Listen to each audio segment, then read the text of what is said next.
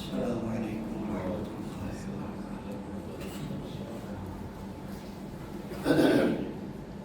نحمده ونصلي ونسلم على رسوله الكريم أما بعد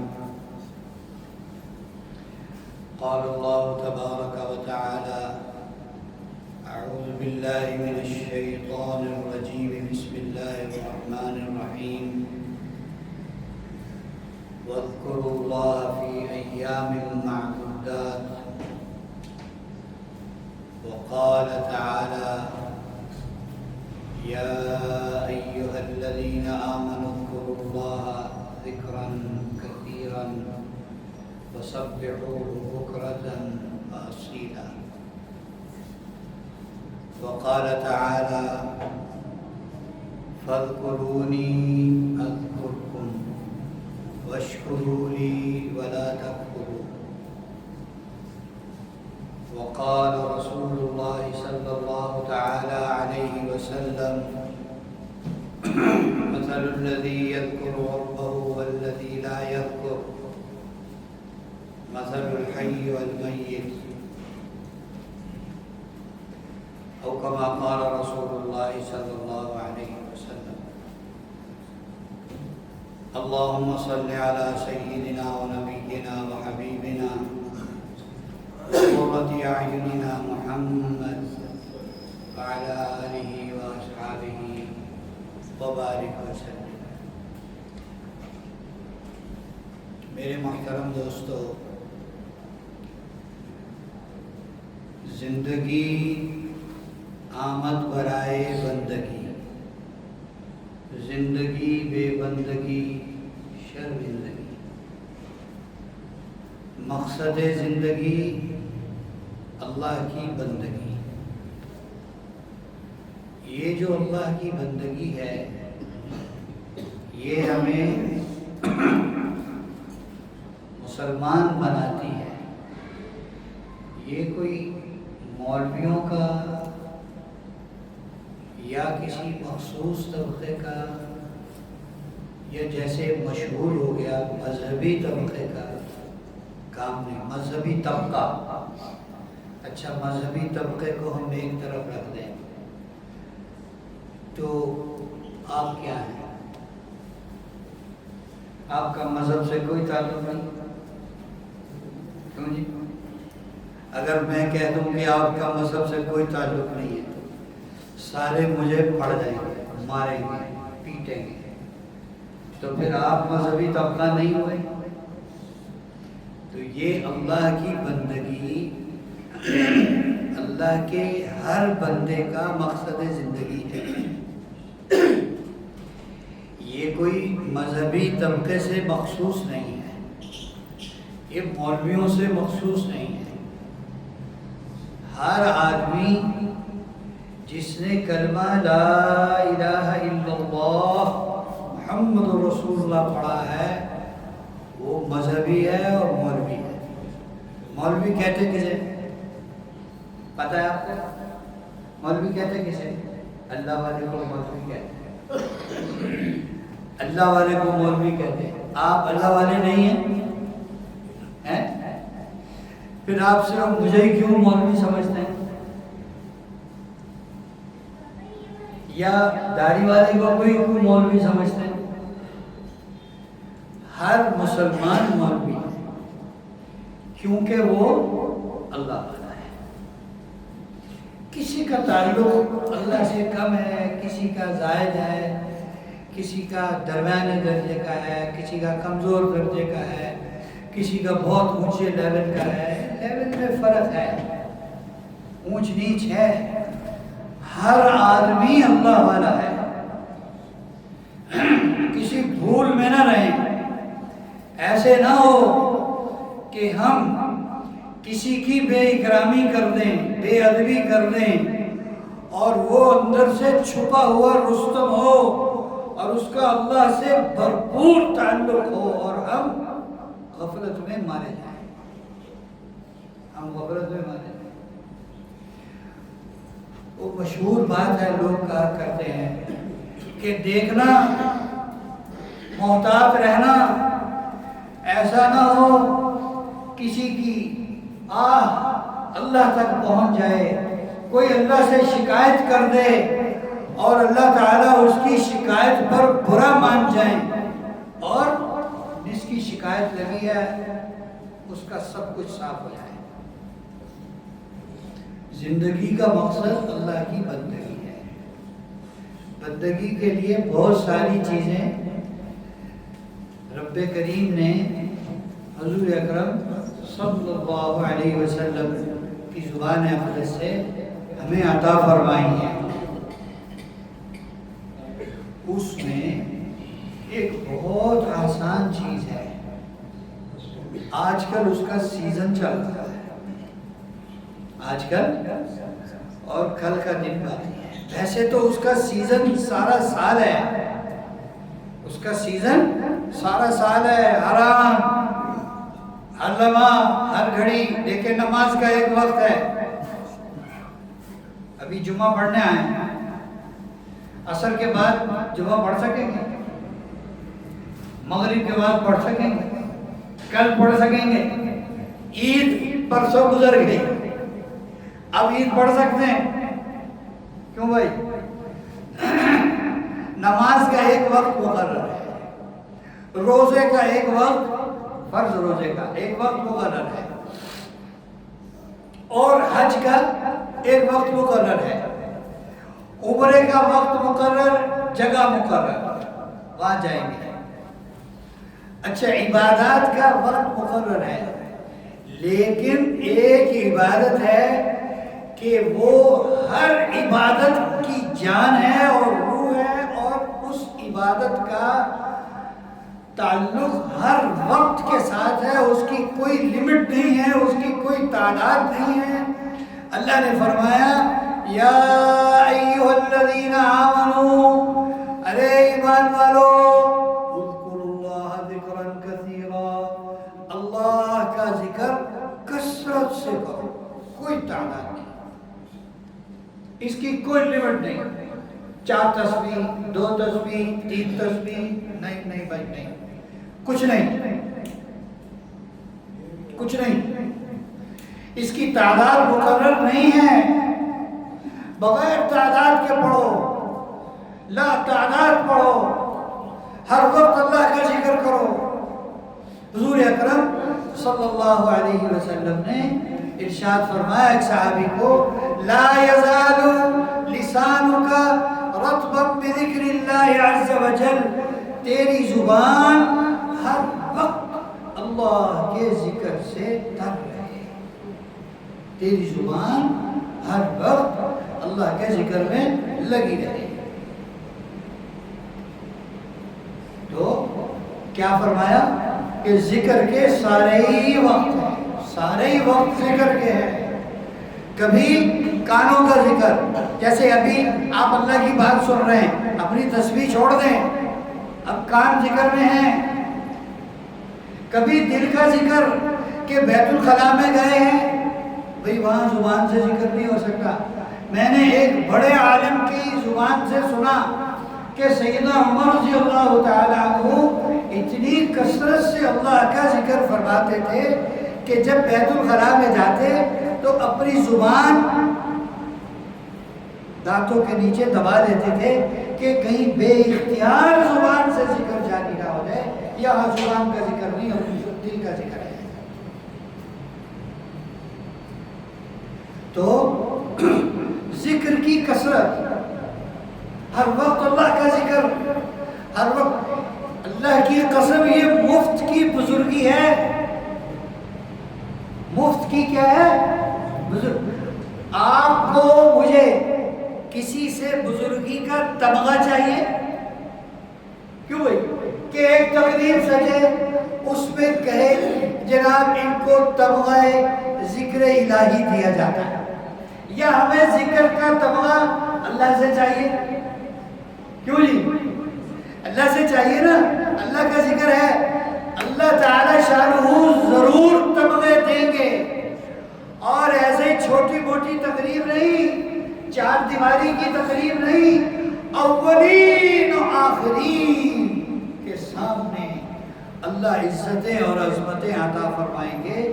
کثرت ذکر کرنے والے. حضور اکرم صلی اللہ علیہ وسلم نے معراج کا سفر فرمایا. ایک آدمی کو دیکھا کہ وہ عرش کے نیچے ایک ستون کے ساتھ لپٹا ہوا ہے. عرش کا سایہ، عرش کا ستون. تو پوچھا کہ یا اللہ اس نے کیا کیا جس کو یہ مرتبہ مل گیا، اس کی وجہ سے اس کو یہ مرتبہ مل گیا. تو فرمایا گیا کہ یہ ہر وقت اللہ کا ذکر کرنے والا ہے. ہر وقت اللہ کا ذکر کرنے والا ہے. اور کوئی کام لمبی چوڑی نیکیاں نہیں ہوتی، فرائض پورے کریں. بابا ہر وقت اللہ کا ذکر تو بہت آسان ہے. لیٹے بیٹھے، اے سی میں بیٹھے، دھوپ پہ پھرتے، کام میں لگے، اور جناب کوئی بھی کام کرتے ہوئے کتنا وقت ہے ہم لوگ اپنے دفتروں میں، اپنی دکانوں میں، اپنی مارکیٹوں میں ایسے فالتو بیٹھے گزار دیتے ہیں. بس وقت گزر رہا ہے، وقت گزرا. چھوٹے چھوٹے جملے بتائے. چھوٹے اللہ کے نبی نے ذکر کو اتنا آسان کر کے ہمیں بتایا، ہمارے سامنے پیش کیا. بخاری شریف کی آخری حدیث ہے، اس میں کیا کہا گیا؟ اللہ کے نبی نے فرمایا کلمتان، دو کلمے. ارے دو، زیادہ نہیں، کوئی لمبی چوڑی دعا نہیں، لمبا چوڑا ذکر نہیں. کلمتان، دو کلمے، دو کلمے بس. خفیفتان علی اللسان، پڑھنے بہت آسان، زبان پر چڑھنے بہت آسان. ثقیلتان فی المیزان، اور نیکیاں بہت، پڑھو تو اعمال نامہ نیکیوں سے بھر جائے. حبیبتان الی الرحمن، اور سنو اگلی فضیلت سنو، اللہ کو بہت پسند ہے. اللہ کو کیا ہے؟ بہت پسند ہے. اور ذکر بھی ہو، اور اس میں کمائی بھی بڑی ہو، اور پھر ذکر بھی وہ ہو جو اللہ کو بہت پسند ہو. تین باتیں فرمائیں، چار باتیں. کلمتان، اور زیادہ نہیں، گھبراؤ نہیں، زیادہ نہیں ہے، صرف دو کلمے. اور وہ دو کلمے بھی کیسے ہیں، اور اسپیشلٹیز سنو ان کی، اور ان کی خصوصیات سنو. خفیفتان علی اللسان، پڑھنے، زبان پر چڑھنے اور یاد کرنے بہت آسان.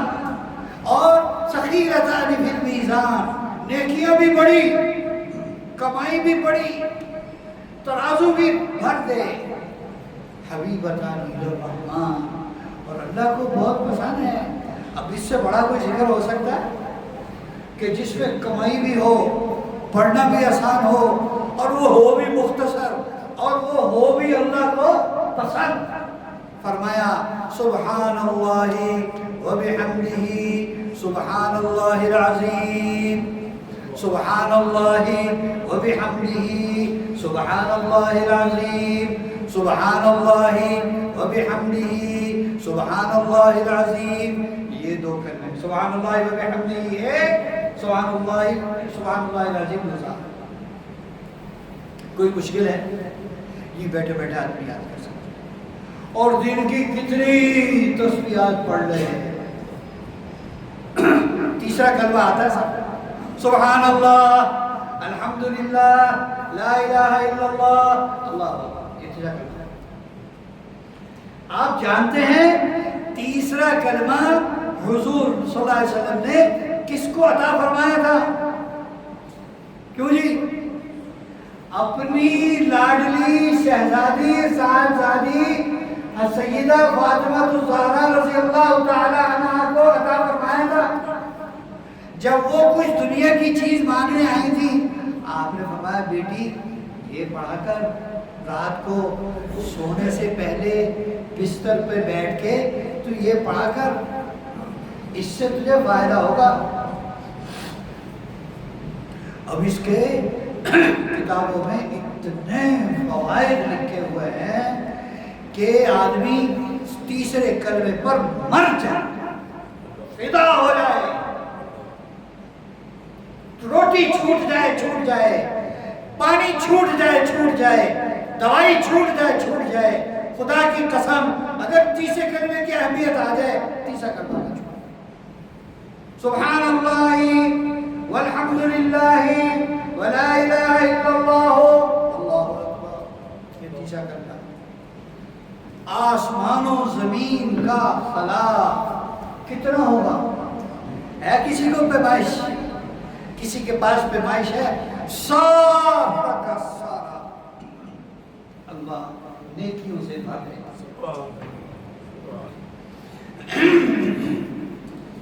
سب سے بڑی بات اس کی, ہم لوگ کاروباری ہیں نا, معاشی حالات سے, معاشی برے حالات سے دو چار, اس لیے ہم ہر چیز میں حساب کتاب کرتے ہیں. اس میں نیکیاں کتنی ہیں, اس میں زیادہ نیکیاں چاہیے کرتے ہیں. اب اس سے زیادہ نیکیاں کس میں ہوں گی؟ اس سے زیادہ نیکیاں کس میں ہوں گی؟ ہمارے ہاں معاش کا مقابلہ ہے, پیسے کی دوڑ ہے, عہدے کی دوڑ ہے, دنیاوی وجاہت کی دوڑ ہے. وہاں پہنچ جائیں, دنیاوی اسٹیٹس اونچا ہو جائے اور اچھا ہو جائے, اس کی دوڑ ہے. صحابہ میں نیکیوں کی دوڑ تھی, صحابہ میں نیکیوں کی دوڑ تھی. اللہ کا بھی بیشی معاف فرما دے. صحابہ اکرام جو بیچارے مالدار نہیں تھے, حضور اکرم صلی اللہ علیہ وسلم کی خدمت میں تشریف لائے, حاضر ہوئے اور آن کر کے عرض کیا, اللہ کے رسول یہ مالدار صحابی یہ نماز پڑھتے ہیں, ہم بھی پڑھتے ہیں, اور یہ فلاں کام کرتے ہیں, ہم بھی کرتے ہیں, یہ فلاں کام کرتے ہیں, ہم بھی کرتے ہیں, یہ نفل پڑھتے ہیں, ہم بھی پڑھتے ہیں, یہ نفلی روزے رکھتے ہیں, ہم بھی رکھتے ہیں, فرض روزے رکھتے ہیں, ہم بھی رکھتے ہیں. مگر یہ جب ان کے پاس پیسے ہیں یہ صدقہ دیتے ہیں, ہمارے پاس پیسے نہیں ہیں. ان کے پاس پیسے ہیں, یہ جہاد پر خرچ کرتے ہیں, ہمارے پاس نہیں ہیں. اور ان کے پاس پیسے ہیں اور یہ غلام آزاد کرتے ہیں, ہمارے پاس پیسے نہیں ہیں.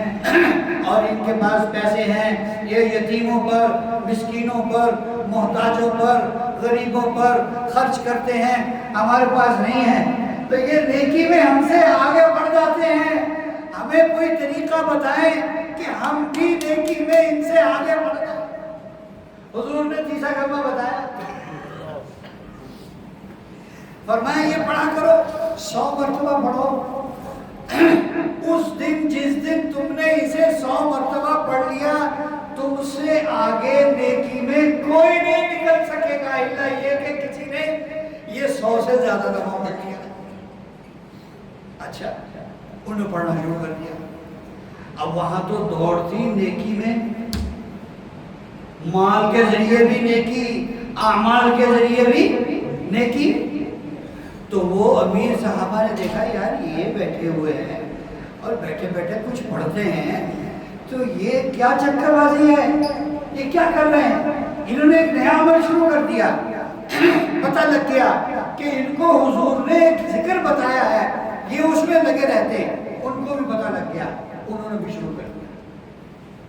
اب وہ غریب صحابہ پھر حضور کی خدمت میں حاضر ہوئے, یہ تو انہوں نے بھی شروع کر دیا, اب ہم کیا کریں. حضور نے ارشاد فرمایا, ذالک فضل اللہ یؤتیہ من یشاء, یہ اللہ کا فضل ہے, جسے چاہیں عنایت فرما دیں.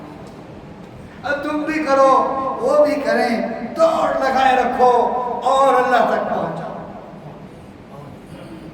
یہ تیسرا کلمہ دنیاوی اعتبار سے اتنا فائدہ مند ہے. رزق کی تنگی دور ہوتی ہے, فکر دور ہوتے ہیں, غم دفع دور ہو جاتے ہیں, اللہ کا قرب نصیب ہوتا ہے, اعمال میں اخلاص نصیب ہوتا ہے, اور آدمی کو نیکی کرنے کی توفیق ہوتی ہے. اگر پورا پڑھ لے سبحان اللہ, الحمدللہ, لا الہ الا اللہ, اللہ اکبر, لا حول ولا قوت الا باللہ, پورا پڑھ لے تو لا حول ولا قوت الا باللہ کی برکت سے نیکی کی توفیق ہوتی ہے اور گناہوں سے بچنے کی توفیق ہوتی ہے. ایک ایک ذکر اتنی فضیلت کا باعث, اس کی جتنی کثرت کی جائے کم ہے. چلتے پھرتے ایک حدیث میں آتا ہے، توجہ سے سنیں، ایک حدیث میں آتا ہے جو دعا سے پہلے 10 مرتبہ سبحان اللہ، 10 مرتبہ الحمدللہ، 10 مرتبہ اللہ اکبر پڑھے، پھر دعا کرے، جو دعا کرے گا قبول ہو.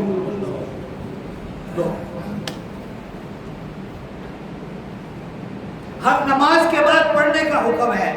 یعنی اللہ اس کے رسول چاہتے ہیں کہ مسلمان میرے ماننے والے تیسرے کلمے کی کثرت کرے. تیسرے کلمے کی کیا کرے بھائی؟ کثرت کرے. کوئی مشکل ہے؟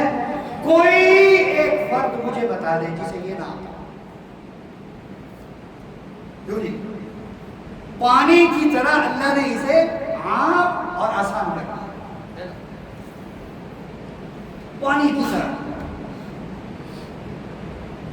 میرا نہیں خیال کہ کسی مسلمان کو گئے گزرے لوگ بھی میں نے دیکھے، گئے گزرے لوگ بھی میں نے دیکھے جن کا کوئی تعلق نہیں کسی چیز کے ساتھ، لیکن ان کو یہ آتا ہے بات بات پہ سبحان اللہ الحمدللہ اللہ اکبر.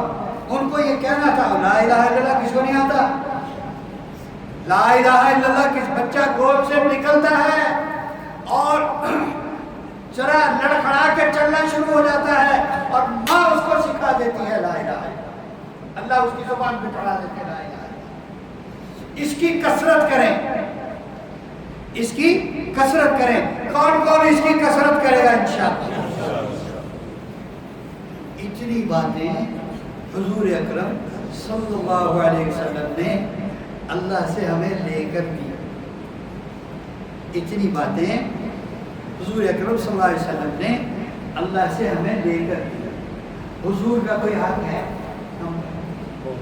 کیوں جی؟ سب سے زیادہ ہمارے اوپر حق حضور صلی اللہ علیہ وسلم. حضور ہمیں کبھی نہیں بھولے. حضور اپنی زندگی میں ہمیں کبھی نہیں بھولے. قیامت تک آنے والی امت کو نہیں بھولے. بار بار جا بجا جگہ جگہ حضور صلی اللہ علیہ وسلم نے اپنی امت کا، قیامت تک آنے والی امت کا تذکرہ کیا. دعاؤں میں، باتوں میں، تذکروں میں، تبصروں میں، صحابہ میں بیٹھ کر آپ نے اپنی امت کا تذکرہ کیا. میں قصہ بار بار سنایا کرتا ہوں. حضور صلی اللہ علیہ وسلم کی عادت مبارکہ یہ تھی جو کچھ تناول فرماتے، کھاتے یا پیتے، تو جو بڑھا ہوا ہوتا، بچ جاتا، وہ دائیں بائیں صحابہ میں تقسیم فرما دیتے. تو ایک مرتبہ زمزم کے کنویں پر تشریف فرما تھے، وہاں پر کھڑے ہوئے تھے. زمزم کے کنویں سے وہ بوکی بھر کے نکالی اور پانی نوش فرمایا اور واپس الٹ دیا. دائیں بائیں والے اس انتظار میں تھے کہ اس کو حضور کے ہونٹ مبارک لگے ہیں، ہم بچا ہوا پیئیں گے، آج پھر ہمارے مزے لگیں گے. حضور نے وہ واپس کنویں میں الٹ دیا. بھئی کیا ہوا؟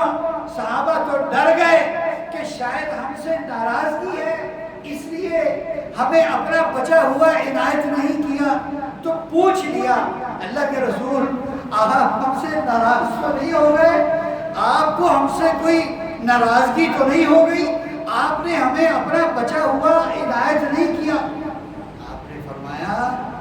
آپ نے فرمایا سنو، آپ نے فرمایا ارے تمہیں تو میرا جھوٹا روزانہ ملتا ہے اور تمہارے بعد بھی قیامت تک میری امت آئے گی، وہ بھی مجھ سے محبت کرے گی، وہ بھی مجھ پر جان دینے والی ہوگی اور ان کا بھی دل کرے گا ہم بھی آپ کا بچا ہوا جھوٹا پیتے.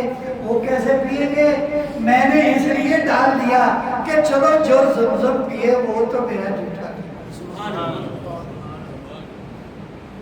حضور نے ہمیں کسی موقع پر بلایا نہیں ہے تو کتنی بے وفائی ہوگی، کتنی جفا ہوگی اگر ہم حضور کو بھول جائیں اور ذکر کے ساتھ ہم درود کی کثرت نہ کریں. ذکر کے ساتھ ساتھ ہم درود شریف کی کثرت نہ کریں. اب درود شریف کے کتنے صیغے. ایک تو نماز والا بعض لوگ کہتے ہیں کہ جی وہ کوئی مختصر درود شریف بتائیں جو میں زیادہ پڑھوں. یہ لمبا ہے, اس میں ڈھیر لگتی ہے, تعداد تھوڑی ہوتی ہے. یہ محبت کی علامت ہے. یہ کیا ہے؟ محبت کی علامت ہے. اس کے لیے بہت سارے درود شریف ہیں. صلی اللہ علیہ وسلم, صلی اللہ علی النبی الامی, صلی اللہ علی سیدنا محمد. ایک بزرگ نے مجھے ایک درود شریف بتایا, صلی اللہ علی سیدنا محمد وآلہ وسلم, صلی اللہ علی سیدنا محمد وآلہ وسلم. اور مجھے ایک دعا بھی دی, اور ان کی دعا قبول ہو گئی. اس درود شریف کو پڑھیں, اس کی کثرت کریں. کوئی سا بھی درود شریف جو آپ کو آتا ہے پڑھتے رہیں. یہ خیال کریں کہ میں نے ایک مرتبہ درود شریف پڑھا, ایک فرشتہ حضور کے پاس لے گیا, دوسری مرتبہ پڑھا, دوسرا فرشتہ لے گیا. آپ نے 500 دفعہ درود شریف پڑھا تو 500 فرشتے وہ درود شریف ایک ایک کر کے تحفہ حضور کی خدمت میں پیش کریں گے. یہ فلاں نے بھیجا, یہ فلاں نے بھیجا. اور سلام بھیجیں صلی اللہ علیہ وسلم. سلام ہو, السلام علیکم, السلام علیکم. سلام کرنا سنت ہے, جواب دینا کیا ہے؟ جواب دینا کیا ہے بھائی؟ واجب ہے. تو آپ کا کیا خیال ہے, ہم حضور کو سلام بھیجیں گے, فرشتہ لے کے جائے گا, حضور جواب نہیں دیں گے؟ جواب نہیں دیں گے. اور جواب آ گیا تو پھر بیڑا پار. جواب آ گیا تو پھر کام بن گئے. تو درود شریف کی کثرت کریں, ذکر کے ساتھ ساتھ درود شریف کی کثرت کریں. اس کی کوئی تعداد متعین نہیں ہے, جتنی بھی تعداد میں پڑھ سکے پڑھ لیں. خدا کی قسم اس کا فائدہ ہی فائدہ ہے. اللہ تعالی ہمیں ان باتوں کی سمجھ, ان پر عمل کی توفیق عطا فرمائے.